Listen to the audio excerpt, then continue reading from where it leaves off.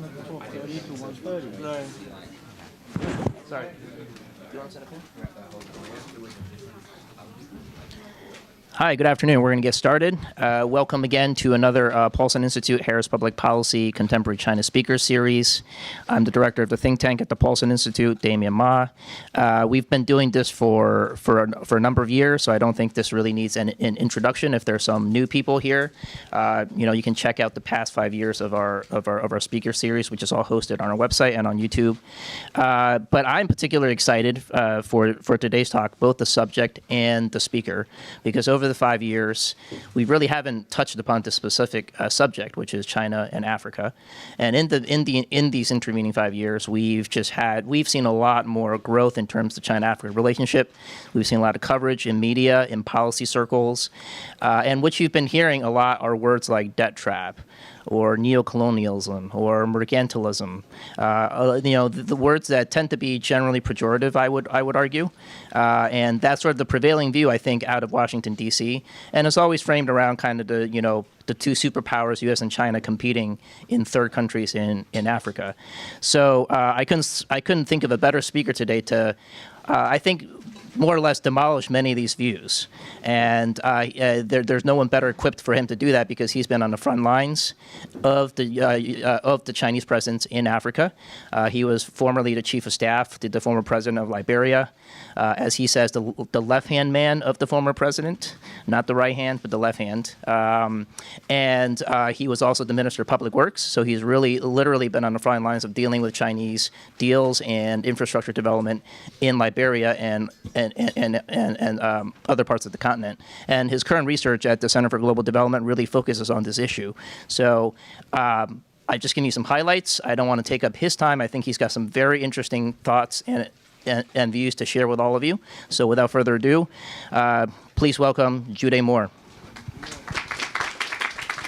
Testing. We're all good. Are we good? Testing. Oh, great. It's working. Hi, everybody. I was enthusiastic. Hello. Oh, great. How are you? Well, it's good to be back. This is my third time in Chicago. I was just telling Damien that when my fellowship at the Center for Global Development ends, I'll probably seek employment in Chicago because I seem to like it. I have done more events at the University of Chicago than I've done at my alma mater, and it's right in D.C. So it's actually good to be here. I think in a lot of ways, the American public's view and perception of China is filtered through two lenses. On the one hand, American businesses that seek access to Chinese markets or outsource some manufacturing into China are slightly sympathetic in terms of their portrayal of China and the way they see it. And so if the American public hears about China from American businesses, largely it will be slightly positive. If the American public hears about China from the American government, that's a little different. The unclassified version of the U.S. National Defense Strategy in 2018, January of last year, designated China and Russia as strategic competitors. And consequently, in terms of strategic competition, then you don't expect the U.S. government to be flowery in their language about the portrayal of China.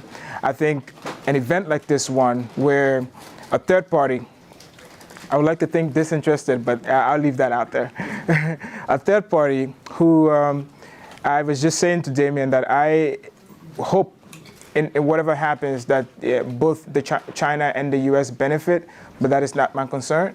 My concern is what is in the best interest of Africa and African countries, and I thought I should provide a perspective in terms of China, the relationship between China and Africa. So I wanted to structure my thoughts under three headings. One of them is the first one is what I call the inadequacy of Africa's previous relationships. And then the second one is the suitability of China as a partner for Africa. And third, going forward, what next?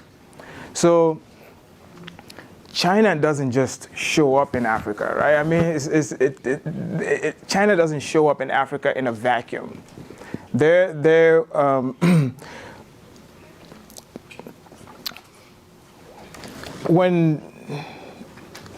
what was happening.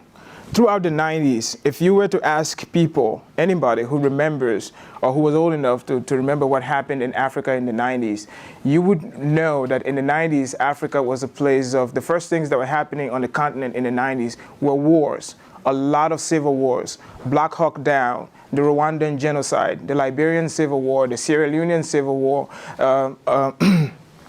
what was called Africa's World War, when Rwanda, Zimbabwe, Uganda fought in the Democratic Republic of Congo with different rebels there. And so with all of these wars happening across the continent, then they precipitated humanitarian disasters. You have huge numbers of internally displaced people, and you have had refugees. I too was a refugee during the war. I finished high school in a refugee camp in Cote d'Ivoire. So this is one of the things that was happening in Africa in the 90s, a lot of wars. And those wars were in part funneled, driven by what had happened with the collapse of the Soviet Union. Light weapons became easily available, and enterprising people sold arms to rebel groups across the continent, and so you had wars. And with the wars, like I said, you have significant humanitarian crisis, but that wasn't the only thing. There was a huge disease burden. HIV/AIDS, if you remember, throughout the 90s and the early aughts, was ravaging the continent. Central and Southern Africa were being wiped out. You had entire villages where there were 2 generations with a missing generation. You had the grandparents and the children, and the entire generation of parents were wiped out. So you had that. You had malaria. You had all of the tropical diseases you can think about. Those were happening. So it was not just the wars that were ravaging the continent. It was also the disease burden. Then something came back to bite us.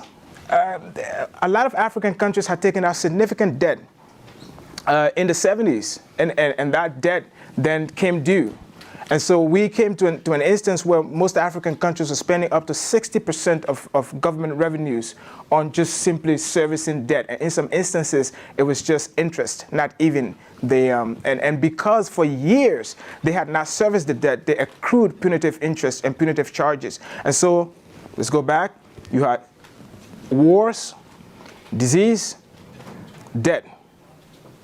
Within this context, very few companies, very few in the West, looked at Africa as a place to do business.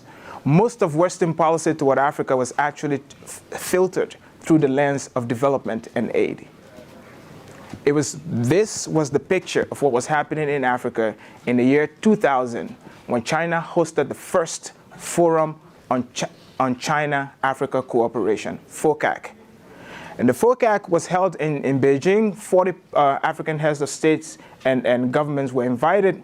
And 2000 happened to be a very fortuitous year, because that was the year that China first did its going out policy, when Chinese firms were encouraged to go out to seek access to resources, but to seek access to markets.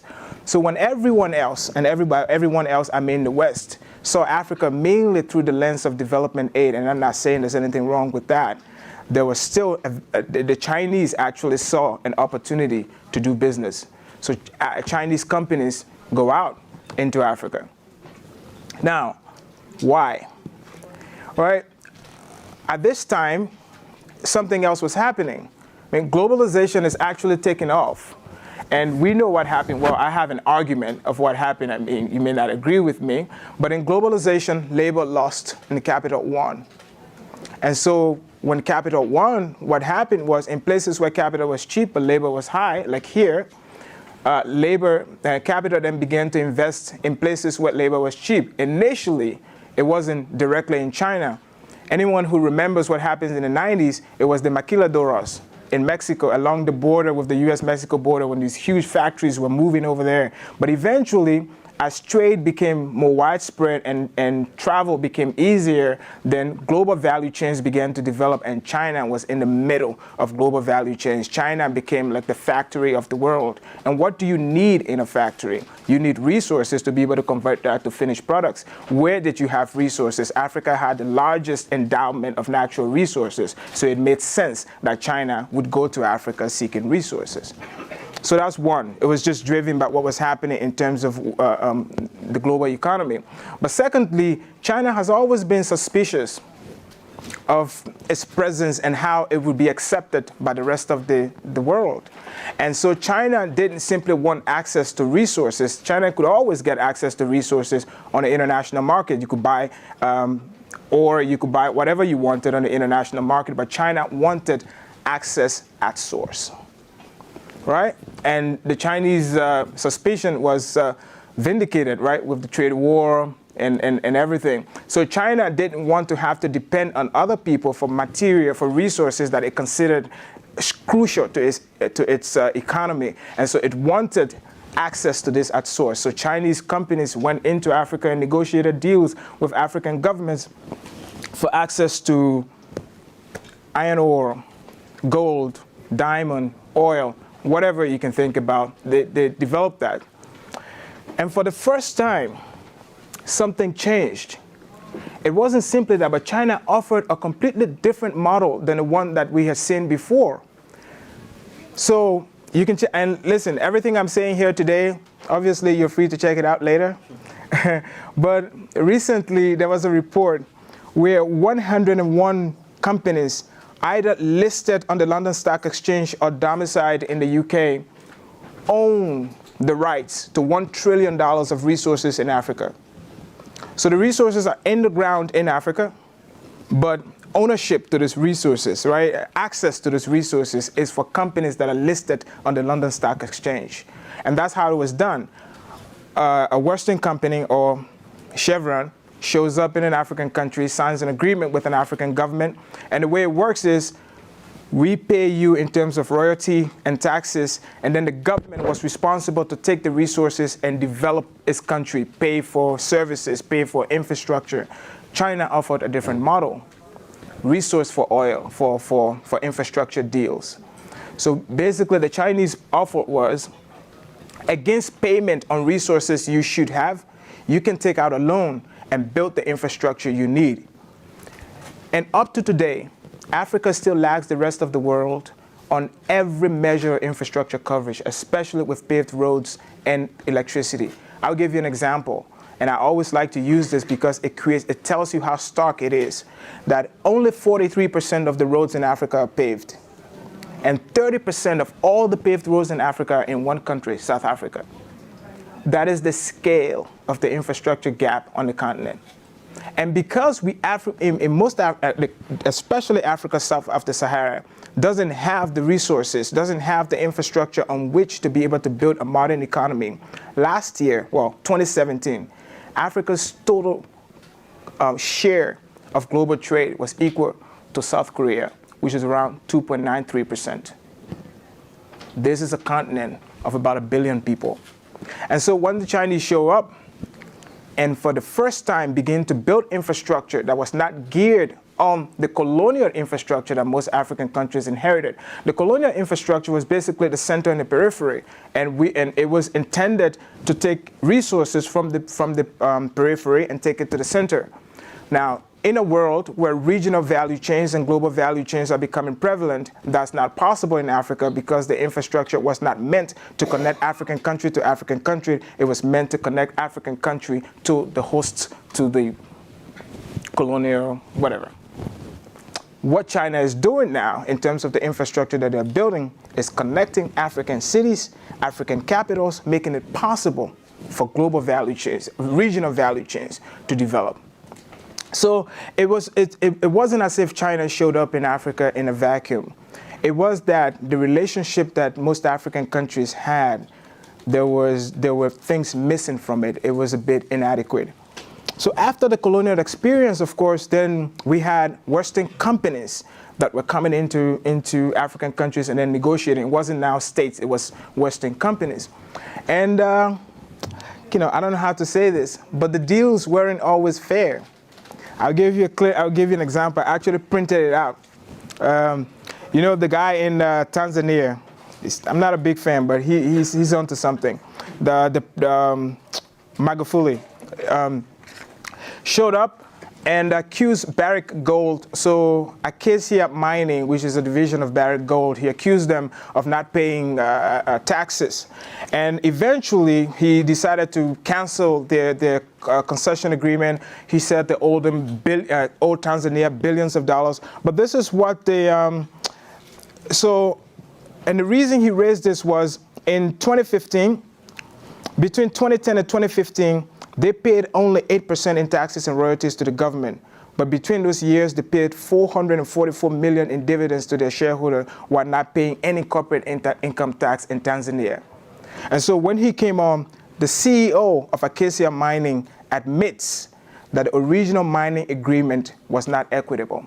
These were the kinds of agreement a lot of African countries entered into with Western firms. And so even though the resources were being mined in the country, very little was actually being paid in the country in terms of taxes to be able to finance this. And so it was the inadequacy of these relationships that made it easy for a partner like China to show up and for most African countries to just welcome the Chinese the way they did. So that's one. The second thing was just the suitability of China as a partner. One of the things that is not spoken about in terms of China in Africa is how, with the arrival of the Chinese, even contracts, civil works contracts, building roads, building power plants that are put out in terms of open tender are now increasingly won by the Chinese. And it's not because they're providing low quality works, it's just because the cost of a Chinese company doing the project is significantly lower than the cost of a European company doing the project. And I was saying to him, I was Minister of Public Works, and one of the projects we did was financed by the African Development Bank. The total cost of the project was around $70 million. That's what we knew for, it was a road project.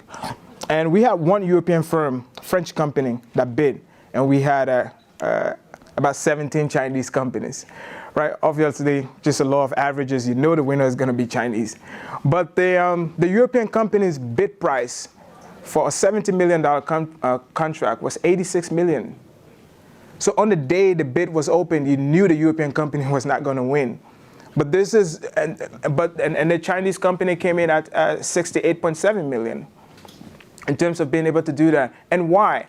I mean, there are accusations that sometimes it's because the Chinese companies bribe African policymakers, and that is true. There are instances in which a lot of Chinese companies would win bid projects by bribing.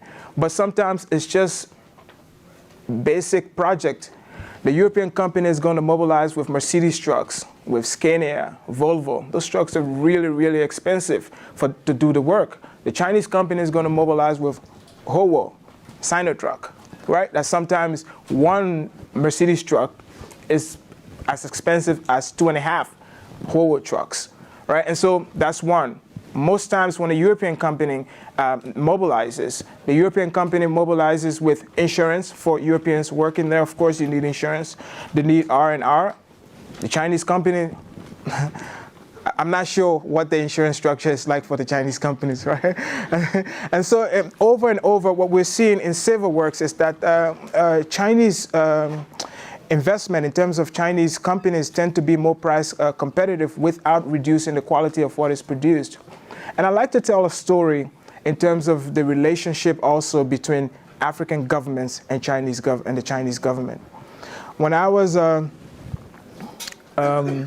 in 2008, I was very close to a friend of mine was a part of the preparation for a delegation from Kenya to visit the U.S. And the Kenyan Speaker of Parliament requested a meeting with then Speaker Nancy Pelosi. That was before this. I had water. Anyway. And when the Kenyan delegation requested a meeting with Speaker Pelosi, they were told, I don't know if it's Speaker Pelosi herself who told them, but they were told by staff that Speaker Pelosi meets with heads of state, not speakers from Kenya. So there's that. I returned to Liberia, and in 2010, I was an aide in the president's office, just like a regular aide, guy who takes notes. And I accompanied the foreign minister of Liberia to China on a visit.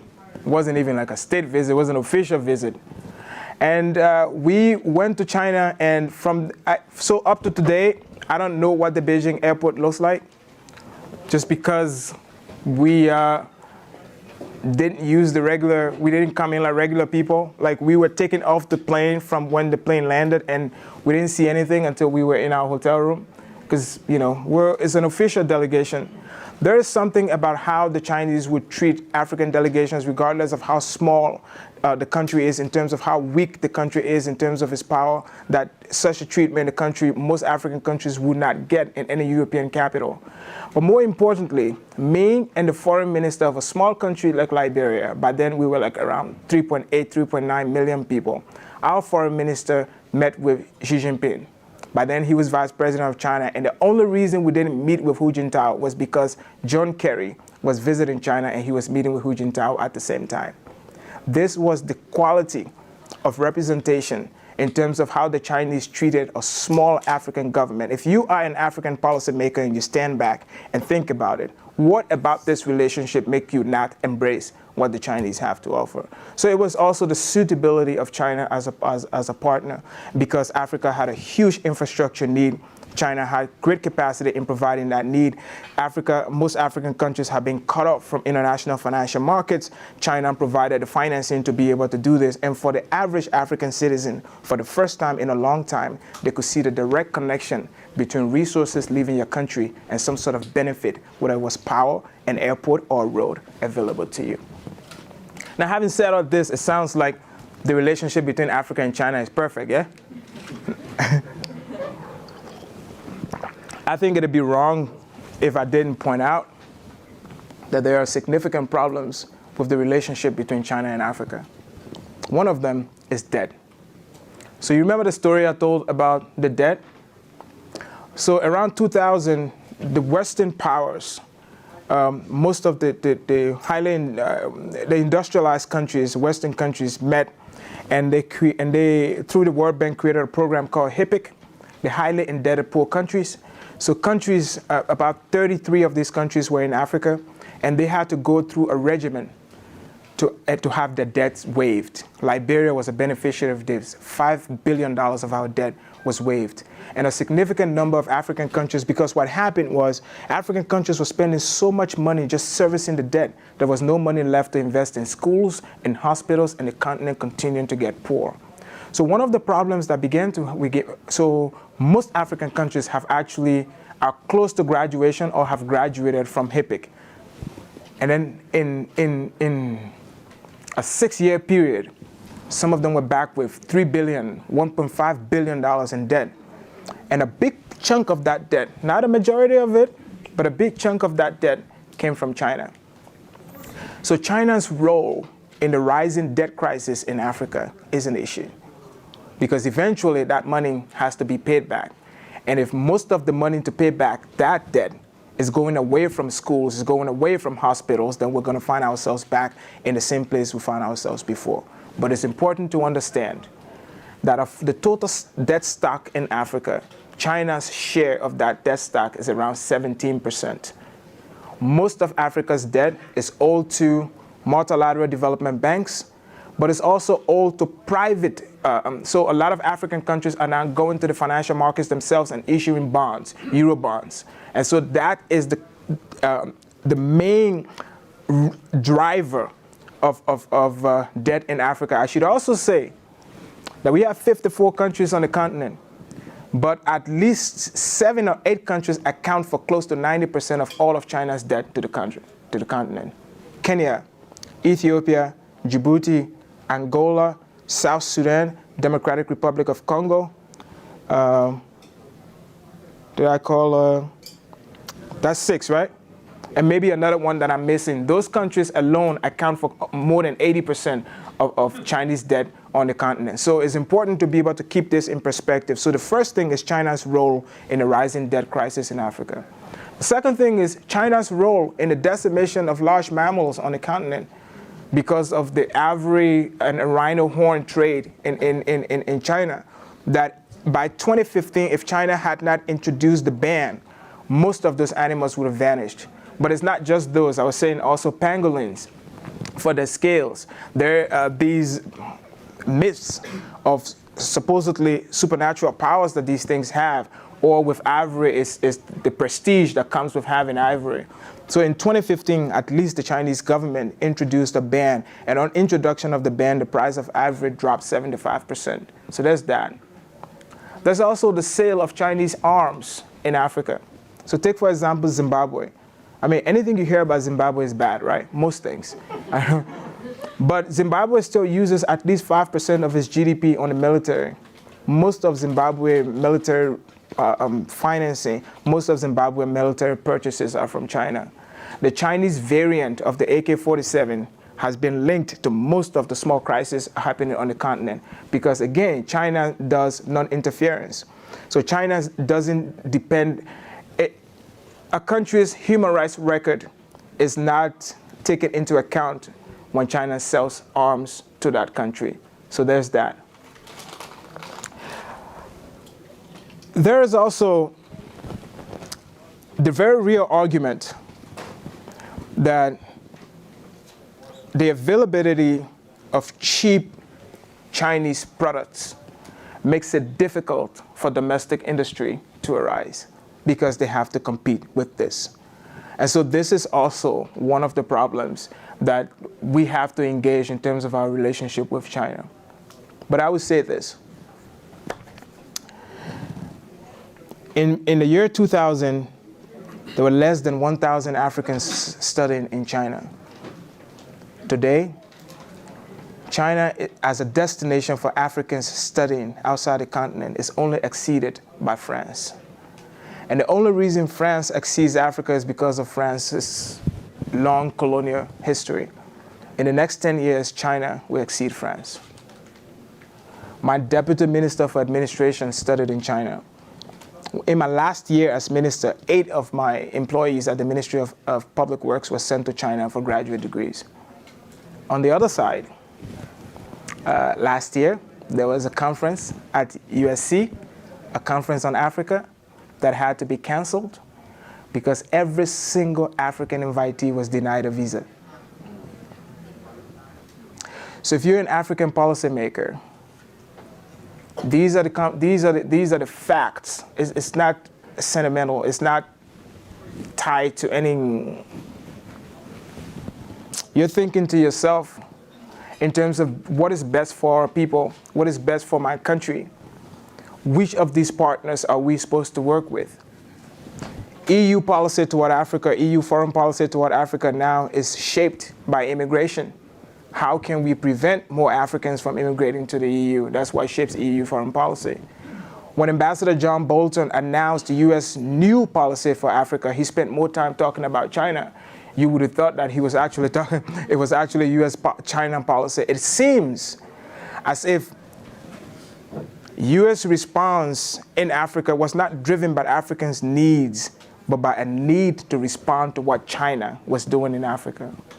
And so this is what I think, and this is Judy Moore, as a former minister, as a researcher on the China-Africa space, and someone who tries to influence current African policymakers. It is my view that China's presence in Africa has been and continues to be a net positive. Now, will I be able to say the same thing 10 years from now? I don't know. But for now, that is my assessment. Thank you.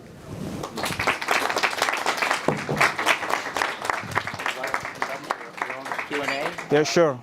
Wait for the mic and introduce yourself, please. Hi, my name is Naraini Gupta. I'm a first-year student at the Booth School. Sure. I studied Chinese, lived in China, and did a lot of research on Chinese investments in Africa, so really appreciated your thoughts today. Thanks for joining us. To your point about rising Chinese debt, what's the alternative? Do you think there are organic ways of accumulating capital internally within Africa that could be moved to increase infrastructure, or will that take longer? Hey, is this working? Yeah, is on, right? All right. Yeah, I think so. In 2015, the Millennium Development Goals came to an end, and a new one was introduced. That's the Sustainable Development Goals, SDGs. But before the SDGs were rolled out, there was a big meeting in Addis.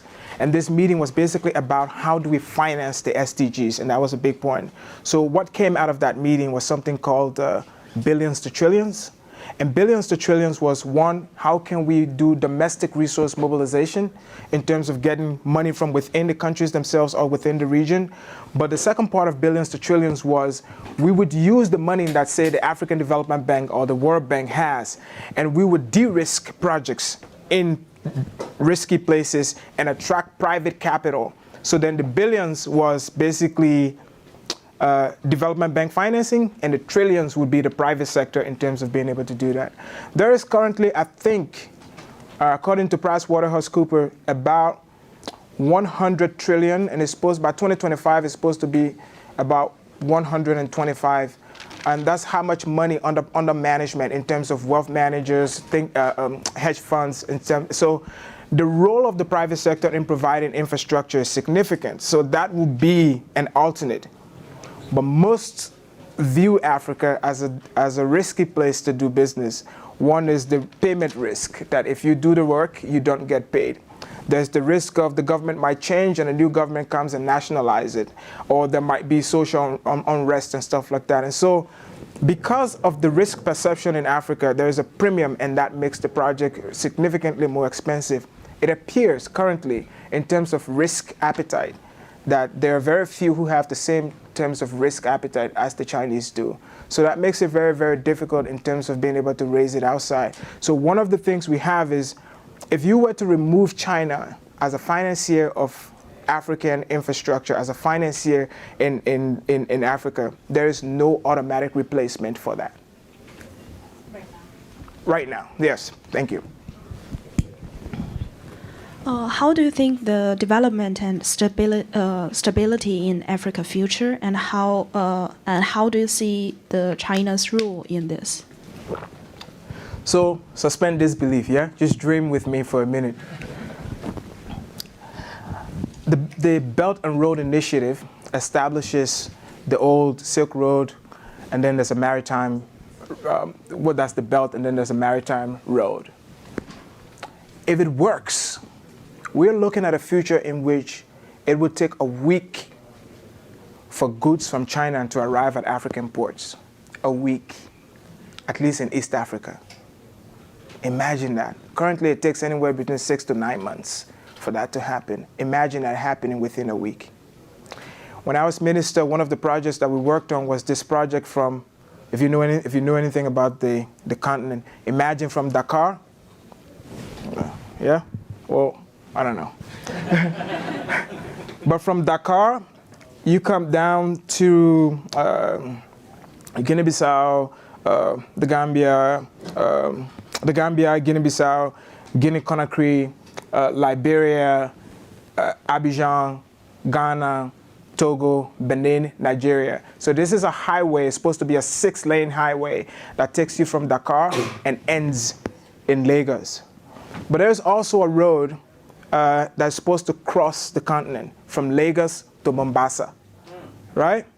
So I want you to imagine a future in which it now takes a week for goods produced as far away as China to arrive at an African port in East Africa. And within 3 days or so, that is in West Africa. That is the possibility of what could happen in terms of, and the role. So what I see, I think it's also important to understand the kind of future that Africa faces.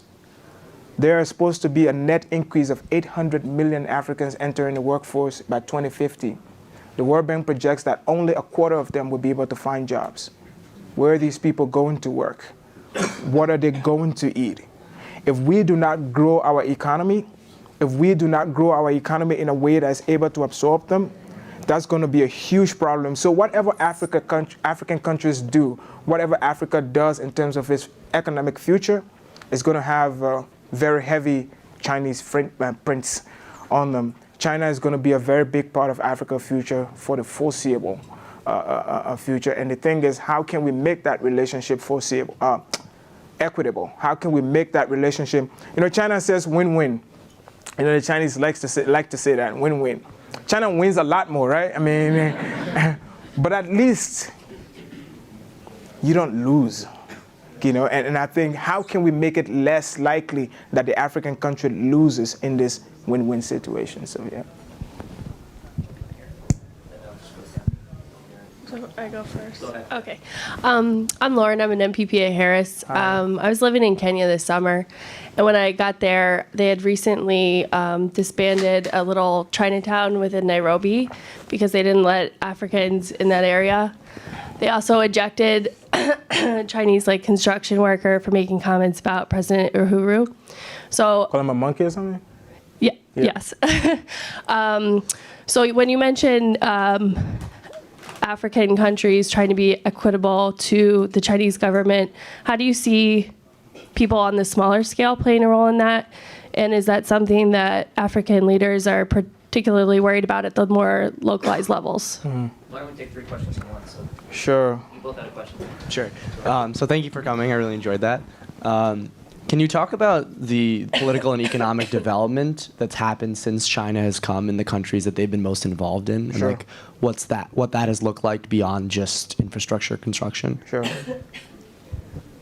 And mine is a little unrelated, but so going back to your earlier point about debt, do ministers of public works like yourself and others across the continent look at examples like the port of, I think, Hambantota in Sri Lanka, the Gwadar in Pakistan, the free trade zone in Djibouti, expensive Chinese projects that there is a risk that they might take over if the debt of the country that they build them in gets too high? Do they worry that China may, get debt to a particular point and take over projects like it's done in prior examples? Right. So Kenya, yeah. Chinese workers. Well, and the thing is, so supposedly the numbers out there say there are 200,000 Africans living in China, and that is a huge problem. The reaction of the average Chinese citizen, regular people toward Africans in China, has been outright racist in a lot of instances, right? And some of that has actually played out in Chinese projects on the continent in terms of that racist outlook and behavior toward Africans. And I think a lot of, with the expulsion of that worker in Kenya, I think a lot of African governments are paying attention to this. But I think there's a difference between the racism that one sees from regular Chinese citizens toward Africans and racism in terms of official Chinese policy toward Africa. I think that the Chinese government has been very, very respectful in terms of how it's dealt with its African counterparts, but that is a huge thing that needs to be addressed, especially in terms of how individual Chinese respond to Africans and African, but that racism keeps coming up. The second one was Political social development in a country that China is really active. you in graduate school? No. Oh, okay. So when I was growing up, the picture of poverty, the picture of extreme poverty was of Ethiopia. Right, it was a famine in Ethiopia, and there was this picture growing up as kids. We saw it. It was like is a white man's hand, and he's wearing a watch, and he's holding what was said to be like an Ethiopian child, or who, but he can fit the entire person in his hand. He's holding them, and that picture of Ethiopia, and then growing up, you'd be like, oh, why are you wasting food? There's people in Ethiopia, who need the food and stuff like that. But Ethiopia is, if there's any country in Africa that's closest to the actualization of the East Asian model, it's Ethiopia today, where Ethiopia had, and because of that, Ethiopia has been growing at a pace that's higher than most African countries. When that Grand Dam is finished, Ethiopia's entire power problem would be over and be able to sell power to its neighbors. Now, that doesn't mean that all of Ethiopia's problems have gone away. But because of the significance and in terms of the size of Chinese investment, whether it's in agriculture, whether it's in housing, whether it's in an industrial zone that Ethiopia is now actually manufacturing, some of the stuff that shows up on the shelves here and in the West is manufactured at special economic zones in Ethiopia. And so we've seen the benefits of that. And because China had invested so much in Ethiopia, but Ethiopia, as you know, is landlocked and didn't have access to the port, then China built the rail from Ethiopia to Djibouti so that you can be able to have access to be able to leave. So we've seen some of that. However, between the year 2000 and 2016, on average, African economies grew by about 4.7% a year. Significant increase in capital, but that has not necessarily turned out in terms of quality of life of Africans, improve that investment. And largely because most of the investment that goes into Africa is extractivist. You're investing in taking out oil or taking out minerals, and it's mainly taking out natural resources and returning with finished products. And the way global economy works is your participation in the value chain is where you get value. And because we're not adding value to anything, it hasn't actually worked. So that model definitely has to change. Sri Lanka. Every time I talk about this, Sri Lanka comes up, right? I mean, it's like, this is what I say in return. Between 2000 and this year, China has actually waived, restructured, or rescheduled debt 87 times. Hambantota was the first time we had seen a debt equity swap with China. So if I were to weigh the evidence, 87 times, one. If I'm an African policymaker, what direction do you think I lean in? I'll go with the 87 times. She had a question. The lady here had a question. Yeah. Here, and then I'm going to go back there. Thank you for your excellent talk. Thank you. My question is, how do you envision technology playing on the African continent now and the future, especially for growing their economies? Mm-hmm. 2018 saw the largest deployment of robots in the United States. It's getting so cheap, it's getting so easy that even small and medium-sized companies are able to deploy them. And that has an impact. Because like I told you from the beginning, capital went to where labor was cheap. But if you can get robots to be able to do it, we're beginning to see that some of the manufacturing that left the United States, that left Europe, returning because you can get robots to do that now. What it means is that there was always the hope that when the United States became industrialized, manufacturing moved to places like China. And then after labor becomes expensive in China, it moved to like Laos and Vietnam and Cambodia, and then eventually it will move to Africa. The fear now is that by the time it reaches Africa, that mass manufacturing using labor will not exist. But 60% of what is left of the world's arable lands are in Africa. What can we do with that land, right? So there are now apps that are better able to do nutrient maps of the soil so that if you are going to plant, you don't just plant potatoes in a place where it wouldn't grow. So that's a possibility of how technology can be useful. And everywhere else in the world, we've seen the benefits of the Green Revolution, of using science in agriculture. In most of Africa, 50% of that agriculture is still rain-fed. There are no inputs. And so if we can start to use technology, if we can start to use science behind our agriculture, I believe that is the path out of poverty for most African countries, agriculture. So I think combining combining tech with agriculture provides the best possible outlet in terms of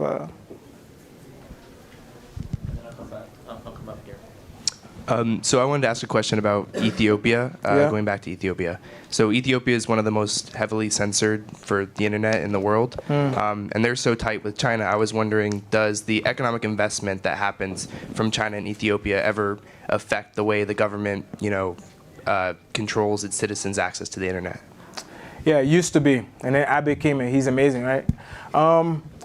So I couldn't exhaustively talk about all the problems in terms of the relationship, but it wasn't just Ethiopia. Now in Uganda and in Zambia, there have been instances where the state will basically turn off the internet.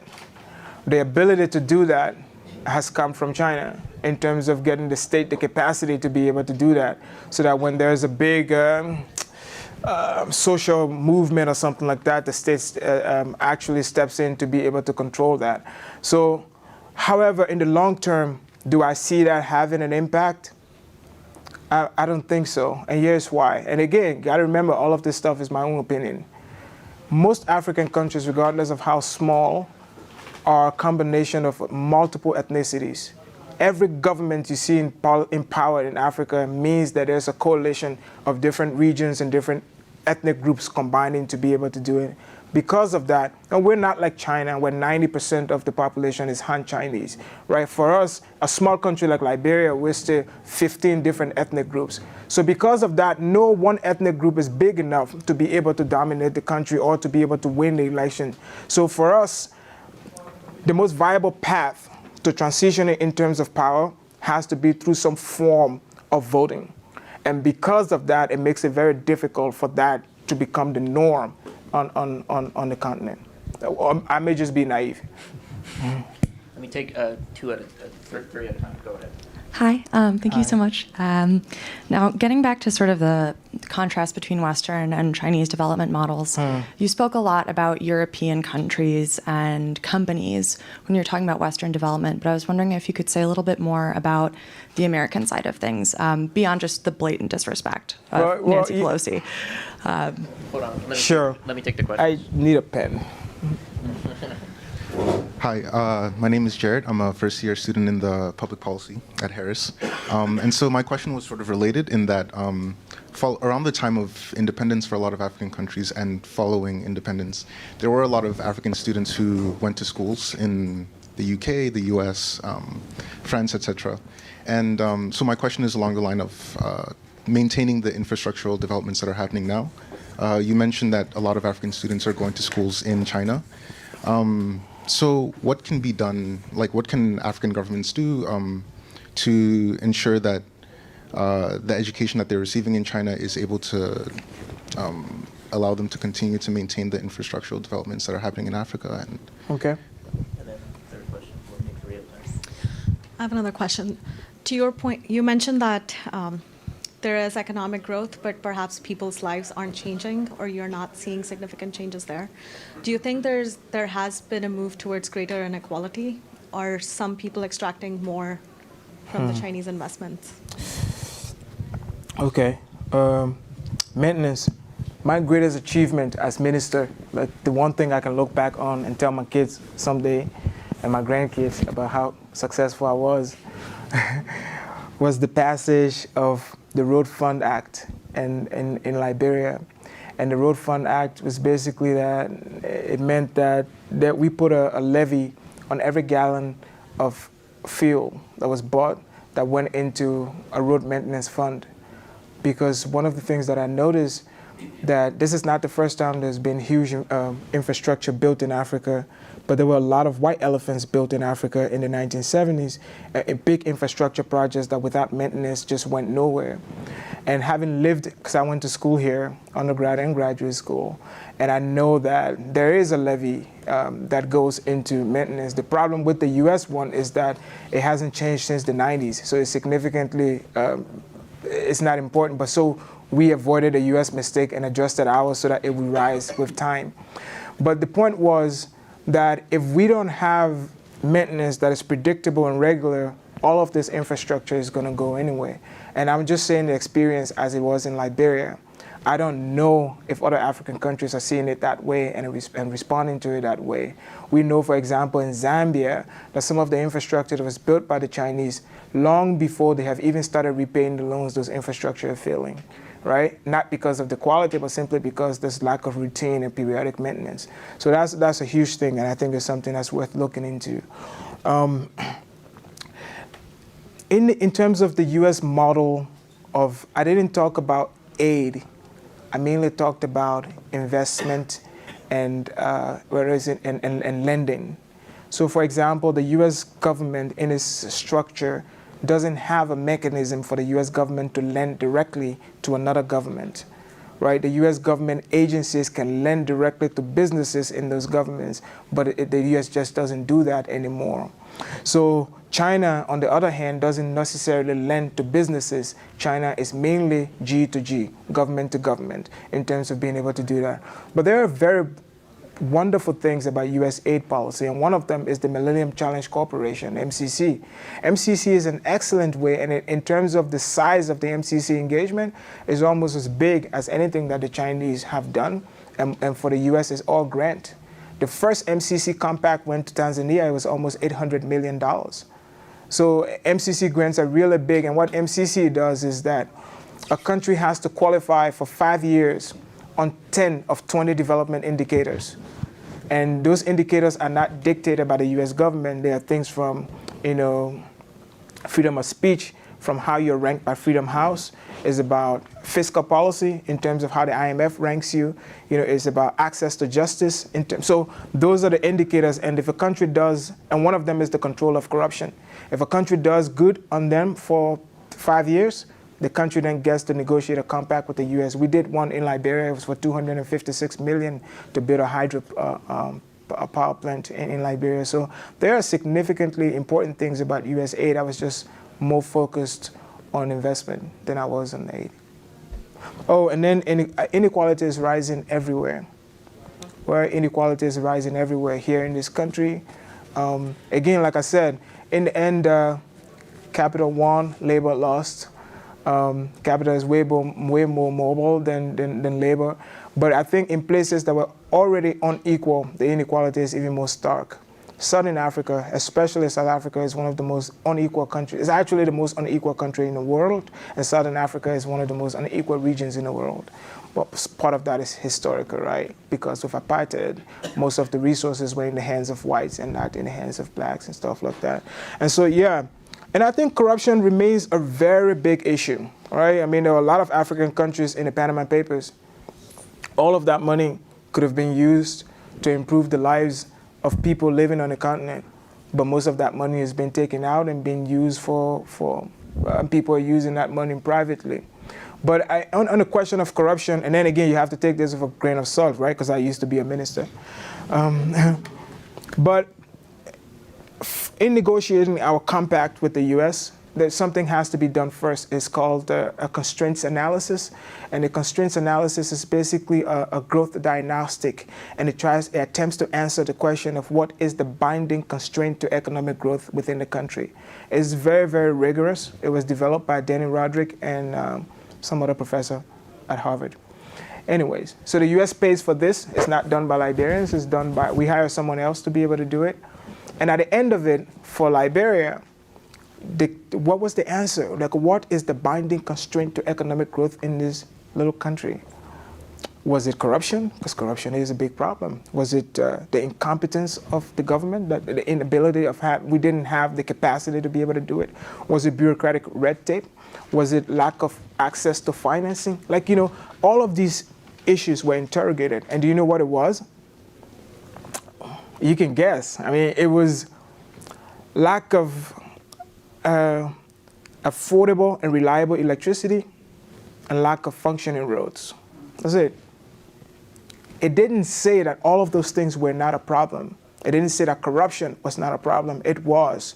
But the binding constraint to economic growth in the country was infrastructure. It was power and roads.